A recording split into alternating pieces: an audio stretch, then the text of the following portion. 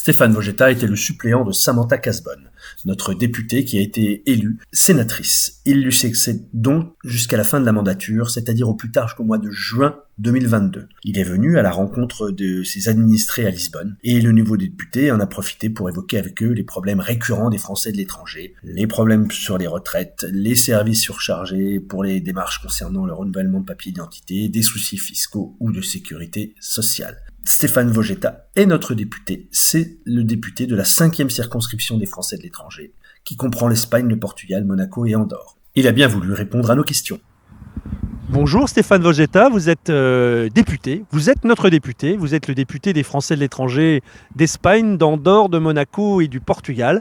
Je vais vous demander de vous présenter parce que vous êtes tout récemment nommé, vous étiez le suppléant de Samantha Cazbonne qui a été élue au Sénat.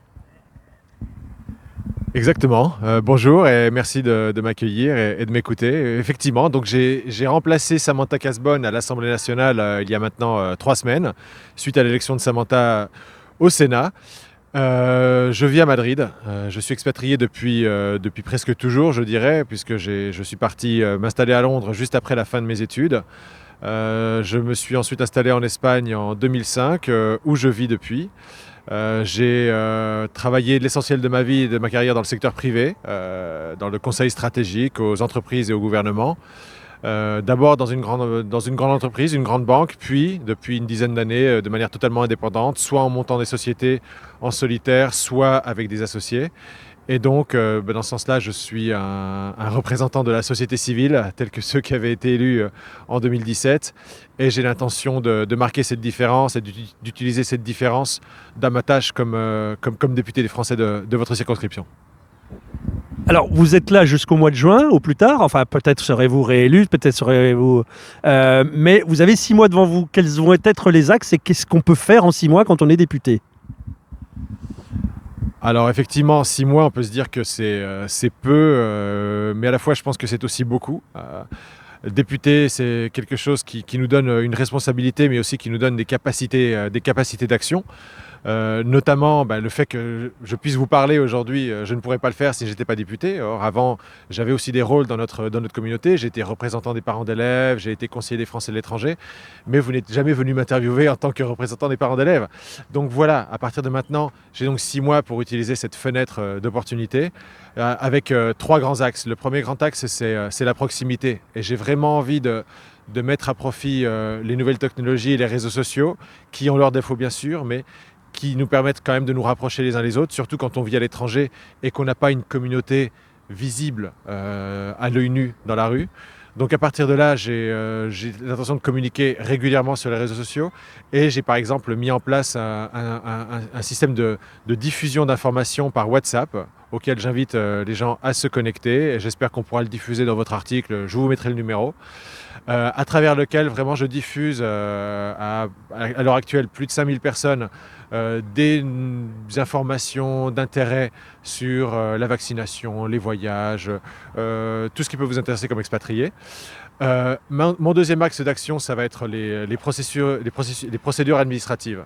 Par exemple, vous m'interpellez tous régulièrement et je sais qu'il y a un gros problème en ce moment sur par exemple les prises de rendez-vous ou les déplacements vers les consulats pour aller faire ou refaire des passeports ou des cartes nationales d'identité. Là-dessus, on a vraiment un problème systématique, donc il faut le régler. L'autre jour, c'était mardi, j'ai posé ma première question au gouvernement et ma première question a posé là-dessus. J'ai l'ambition sur les 6 mois qui viennent, de tout faire pour peser afin que l'on puisse dématérialiser la demande de renouvellement de papier d'identité. Pour qu'on puisse, au lieu d'avoir à se déplacer à un consulat, même si on habite en Algarve, même si on habite à Madère, même si on habite aux îles Baléares, qu'on n'ait plus besoin de se déplacer et qu'on puisse le faire directement sur notre téléphone, sur notre ordinateur, avec une reconnaissance faciale ou une reconnaissance des empreintes digitales.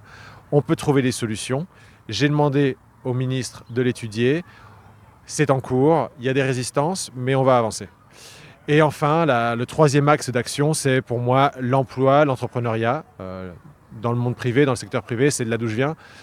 Et j'ai envie que tous ensemble, les composantes de cette communauté française d'Espagne et du Portugal en particulier, mais aussi d'Andorre et de Monaco, on puisse créer des synergies, on puisse trouver des opportunités et trouver un endroit où partager les opportunités, des offres d'emploi, mais aussi des disponibilités de personnes qui sont disposées à trouver un nouveau travail ou à changer de travail ou à chercher une formation qualifiante qui pourra leur permettre d'envisager leur carrière avec plus d'optimisme ou avec une perspective d'amélioration.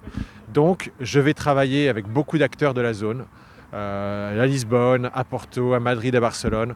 Ensemble, on va réfléchir à quel type de plateforme on pourrait mettre sur pied, une plateforme apolitique, mais qui pourra nous permettre d'échanger et de trouver ces opportunités. Et je pense que si en 6 mois, j'ai réussi à avancer sur ces 3 axes, je serai satisfait de ce que j'aurais pu faire.